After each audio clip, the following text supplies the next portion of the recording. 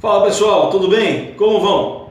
Pois bem, eu trouxe para vocês aqui para a introdução desse vídeo a música do Cazuza, que traz como tema ideologia. Ideologia, eu quero uma pra viver. Ideologia, eu quero uma pra viver. Ideologia, eu quero uma pra viver. Ideologia, eu quero uma pra viver.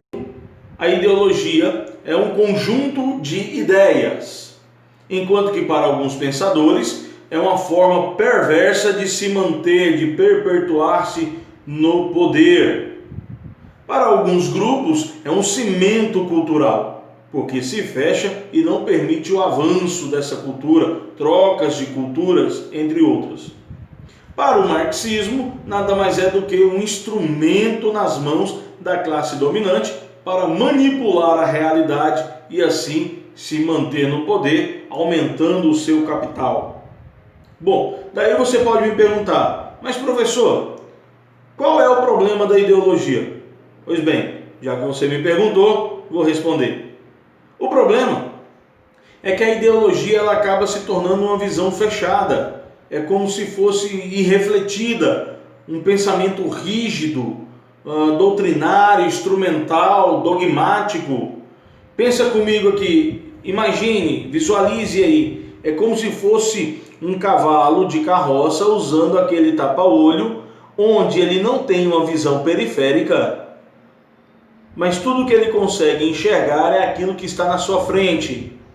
Por isso, a ideologia, o problema dela é esse. Pessoas que seguem uma ideologia, elas estão alienadas socialmente. Observe que a filósofa brasileira Marilena Chaui, ela vai nos falar sobre essa alienação social, que se mostra por meio de explicações da realidade, que se dá diretamente e pela percepção vivida. Observe, para o senso comum, eles vivem com a ideologia que é dada a eles. Eles não conseguem ter uma visão periférica, observar à sua volta o que realmente está acontecendo. Mas tudo que eles veem, tudo que eles percebem é apenas aquilo que está diante dos seus olhos. Ou seja, é aquilo que é percebido, é aquilo que é vivido. Eles não conseguem fazer uma análise crítica da situação. Como, por exemplo, dizer que o pobre é pobre porque quer, não levando em consideração as oportunidades, os estudos, o preconceito, o racismo. Mas não, o pobre ele é pobre porque ele quer. Ou, quando não é por vontade do pobre que ele é pobre, ele seria pobre então por vontade divina, como por exemplo acreditava-se na Idade Média. E era ensinado isso nas igrejas, quando dizia-se que se você nasceu pobre, contente-se com isso, porque é da vontade de Deus. Ou ainda, você é pobre por inferioridade natural. Você não tem capacidade racional, você não tem esforço, você não tem intelectualidade, você não tem meritocracia, né? Você não tem nenhum mérito para alcançar a riqueza. Por isso, essas diferenças elas são naturais. Por isso você é pobre, tá bom? Pois bem, esse senso comum ele é elaborado por intelectuais, como por exemplo, sacerdotes, filósofos, cientistas, professores, escritores, jornalistas, artistas e assim por diante. Esses intelectuais, eles acabam então criando esse senso comum, essas ideias, e para explicar o mundo, E quando eles criam essas ideias, quando eles elaboram esse senso comum para explicar essa situação, eles acabam explicando do ponto de vista da classe a qual eles pertencem. Eles acabam explicando através da classe dominante. Por isso que a igreja, durante a Idade Média, ela dizia: se você nasceu pobre, contente-se com isso, porque é da vontade de Deus que você seja pobre. Ou um intelectual, um professor pode dizer: você é pobre porque você não tem capacidade intelectual. Isso seria um suicídio da parte do professor falar uma coisa dessa, mas existem muitos que dizem. Ou nós poderíamos muito bem ver aí um jornalista, um cientista, um filósofo dizer que você é pobre, por exemplo, porque é uma questão de inferioridade natural, por preguiça e assim por diante. O fato é que essa elaboração intelectual, incorporada ao senso comum, quando esses intelectuais elaboram essas ideias, partindo do mundo ao qual eles pertencem, da classe dominante, e eles incorporam isso na sociedade, no senso comum, eles conseguem levar essas ideias para a sociedade. Então isso acaba se tornando uma ideologia. E essa ideologia, ela tem então como função principal impedir as pessoas de pensar e visualizar as desigualdades sociais. Por isso são criadas as ideologias, para esconder essas desigualdades sociais. Observe que ocultar e dissimular essas divisões sociais e políticas, dando a elas uma aparência de indivisão e de diferenças naturais, é que é o papel da ideologia. A função então principal da ideologia é impedir de pensar as desigualdades sociais. É ocultar e dissimular as divisões sociais e políticas, dando-lhes a aparência de indivisão, quando nos fazem acreditar que somos todos iguais diante da ideia de humanidade, de nação, de pátria, de raça, ou nos dando também a aparência de diferenças naturais entre os seres humanos, como por exemplo, social, diferença natural econômica, política. Essas diferenças naturais, elas vêm dos talentos, das capacidades, da inteligência e força de vontade de cada um, ou seja, da meritocracia. Por isso é que a ideologia tem essa função de impedir-nos de pensar as desigualdades sociais. Levando em consideração que, para ser cidadão, não basta você pagar os seus impostos, cobrar os seus direitos, andar em dias com suas obrigações eleitorais.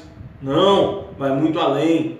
Cidadão é aquele que é dotado de direitos civis, liberdade individual dentro da comunidade, dentro da sociedade, direitos sociais, direito ao trabalho, ao lazer, à moradia, e direitos políticos, de fazer parte de algum partido, de algum grupo, de votar e ser votado, sufrágio universal. Se um desses direitos nos são negados, então nós podemos entender que nós não somos cidadãos. Façamos uma análise então. Diante do exposto, eu pergunto: o índio é considerado um cidadão?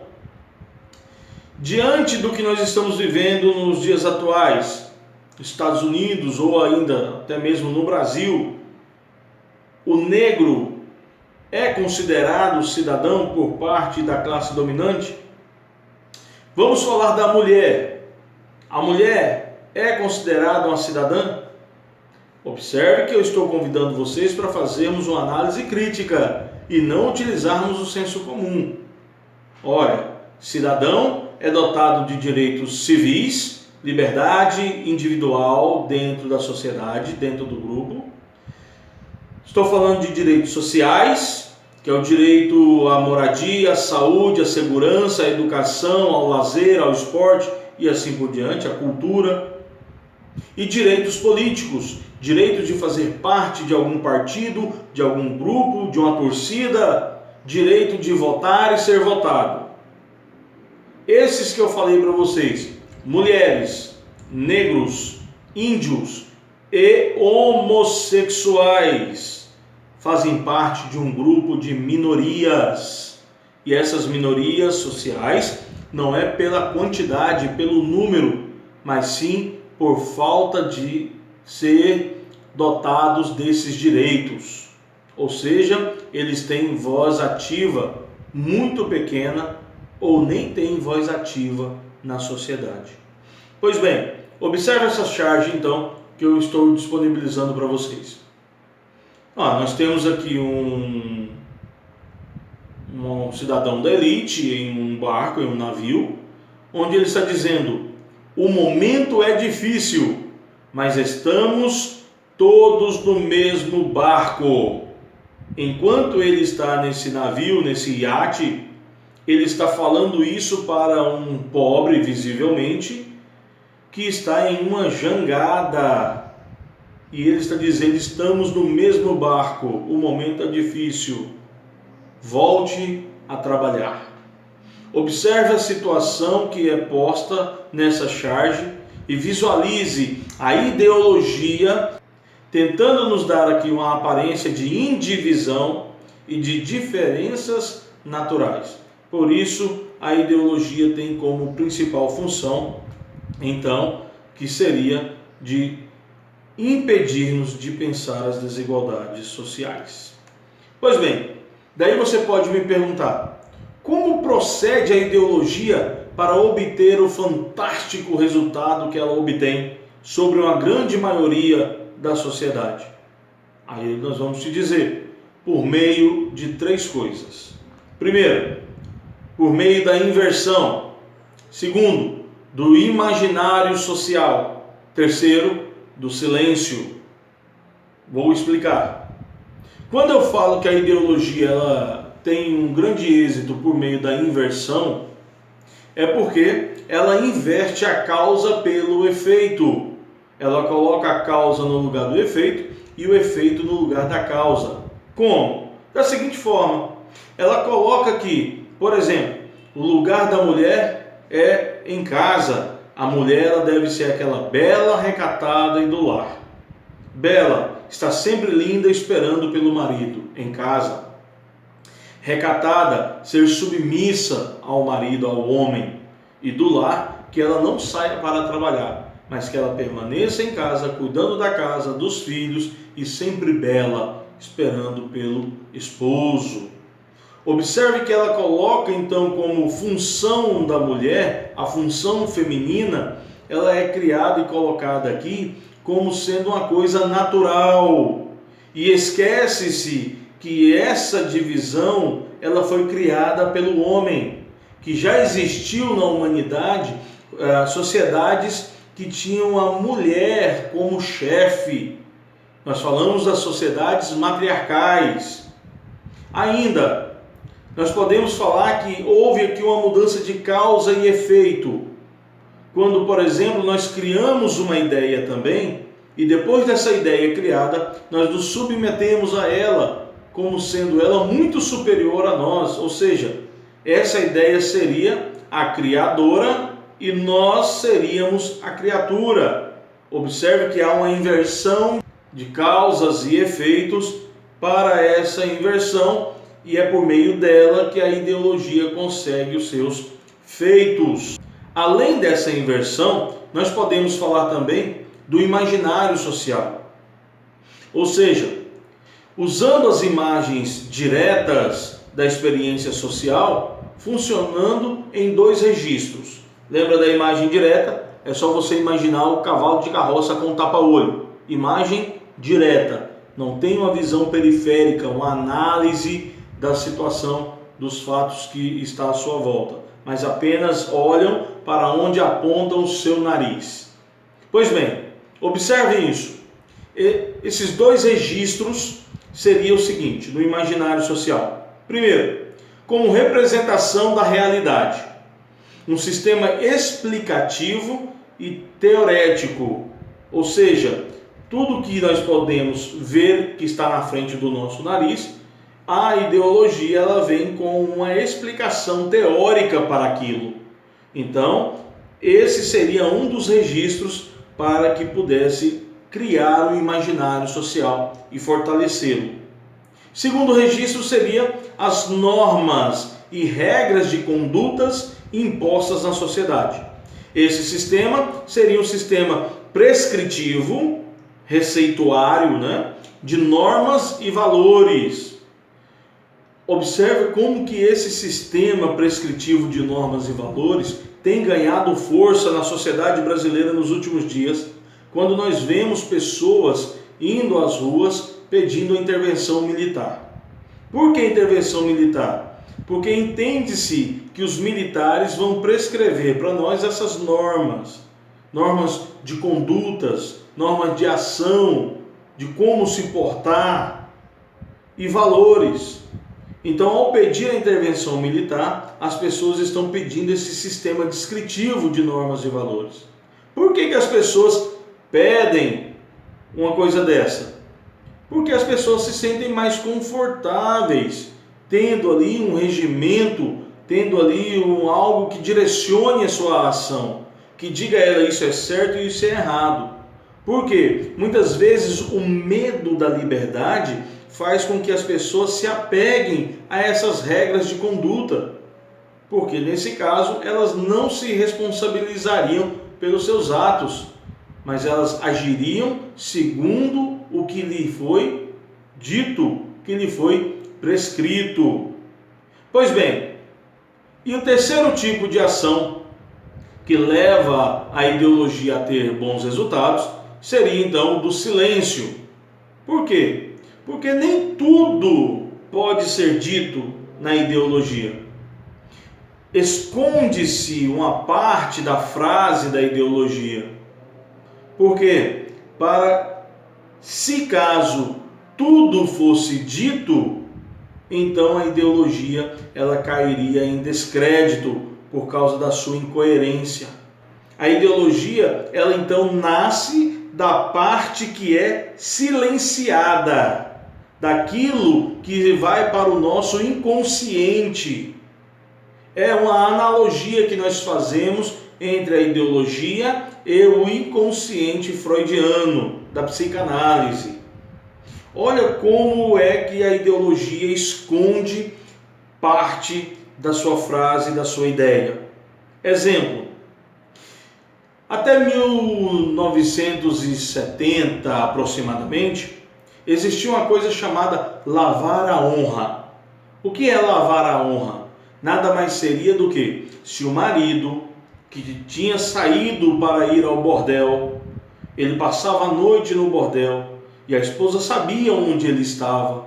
Quando ele voltasse para casa, ele encontrasse a sua esposa o traindo, ele podia matar ela e o amante, que ele não seria incriminado. Isso chamava-se lavar a honra. Observe a respeito também da questão da virgindade feminina. A virgindade feminina é preciosa, mais do que a masculina. O que diferencia elas? O senso comum não para pensar sobre isso. Eles só conseguem ver aquilo que está na sua frente. Mas o que seria essa preciosidade? Por que o jovem homem pode sair com quantas meninas ele quiser e a menina não?